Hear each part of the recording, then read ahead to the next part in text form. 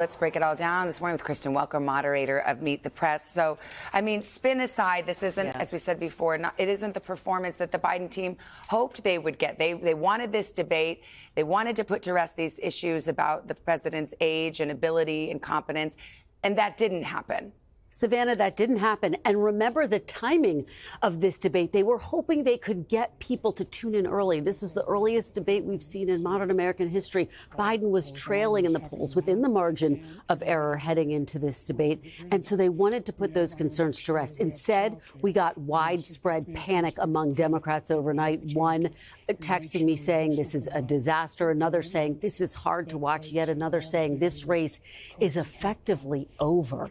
So you cannot overstate the level of concern. Again, the campaign trying to tamp that down, saying, hey, look, we can move on from this. He had a slow start, but he picked up as things got going. But this was really a tough night for President Biden. You could read the opinion pages today, influential, thought leaders who are Democrats, allies of Biden, who are saying, OK, he should bow out. They should replace Biden. I mean, what is the reality of a scenario like that? When you talk to some veteran Democrats, they say it's too late to really think about replacing him. However, others say, no, it's not. There's still an off-ramp. There's a convention. There could be a brokered convention. But what would have to happen in order for that to take place?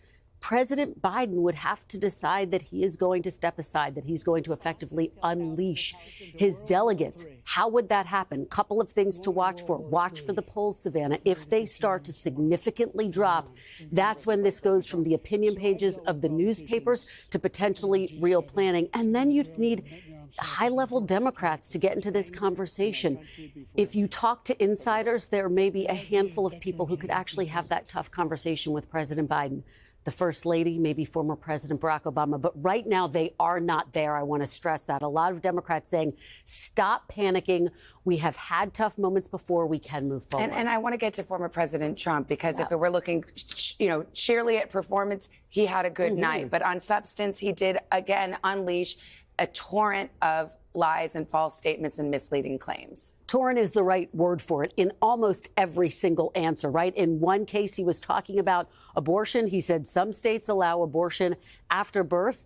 That's just not the case. That's not true. It went unfact-checked. In part, you could argue because the mics were muted. So he was allowed to kind of have those torrent of lies. On January 6th, he continued to lean into this idea that those who have been convicted have in some ways been wrong, despite the fact that more than 100 of them have pleaded guilty to their crimes. And he yet again, Savannah, refused to unconditionally commit to accepting the election results. Democrats say that's going to drive away independent voters. Focus groups overnight showed that voters were turned off by those types of statements. But we will have to see how this all plays out in the coming days and weeks. Savannah. We'll be watching. Kristen, thank you much for you to chew over this Sunday on Meet the Press. Kristen's going to have exclusive interviews with Senator Raphael Warnock and Governor Doug Burgum, rumored to be a VP potential for Donald Trump. Hey, thanks for watching. Don't miss the Today Show every weekday at 11 a.m. Eastern, 8 Pacific on our streaming channel, Today All Day. To watch, head to today.com/allday or click the link right here.